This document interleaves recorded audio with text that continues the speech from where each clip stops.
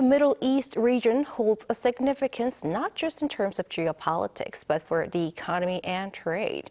It's in line with this that South Korea is eyeing this region for business opportunities, particularly in the wake of President Yoon's recent trips to Saudi Arabia and Qatar. For more, our economics correspondent Lee Soo-jin joins me in the studio. Welcome, Soo-jin. Good to be here. First of all, what does the Middle Eastern market mean for Korea? Well, currently the interest in the Middle Eastern market is very high at the moment. The government has won a total of $79.2 billion worth of MOUs and contracts there over the past year. And this comes at a time when South Korea's trade volume with the Middle East greatly exceeds that of the world. As you can see in the graph here, South Korea's trade volume with Saudi Arabia, the UAE, and Qatar jumped 63.1% on year in 2022 compared to the 12.3% increase with the world.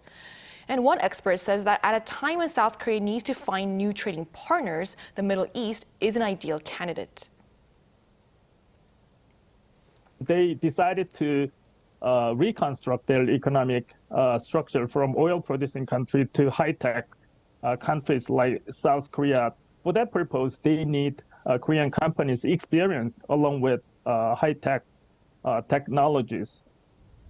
This also raises hopes of a second Middle East boom.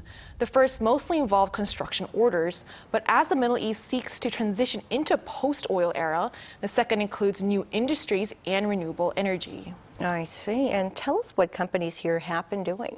So we were lucky enough to visit a company called Planty Farm based in Gyeonggi-do Province. It's already secured deals, and it's in a major new industry that the Middle East is seeking to grow, smart farms. Planty Farm became the first company from Korea to build a smart farm in Kuwait, and more recently formed a joint venture with a UAE firm to begin construction on one.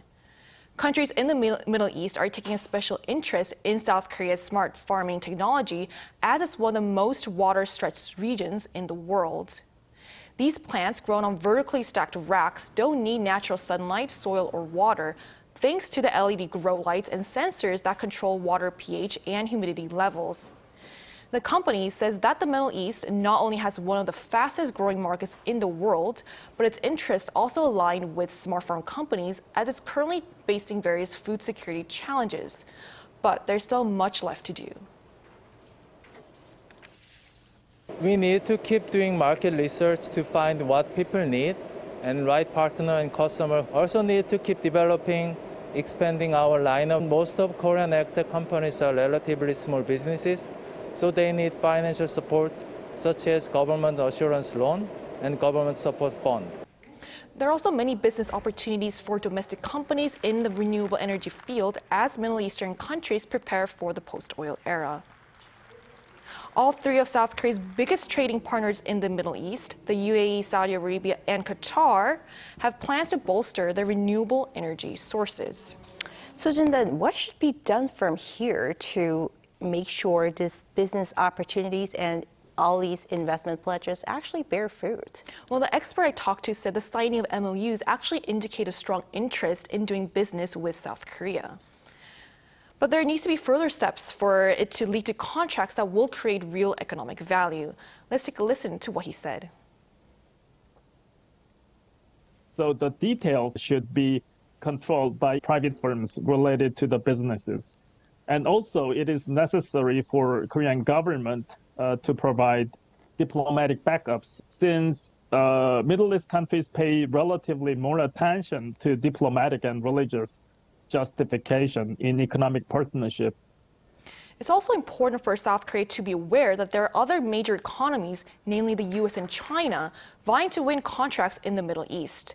The expert said that in the competition against Chinese firms, South Korean companies should emphasize their cutting-edge technology and past success with industrial development, and against US firms, their price competitiveness and quality assurance.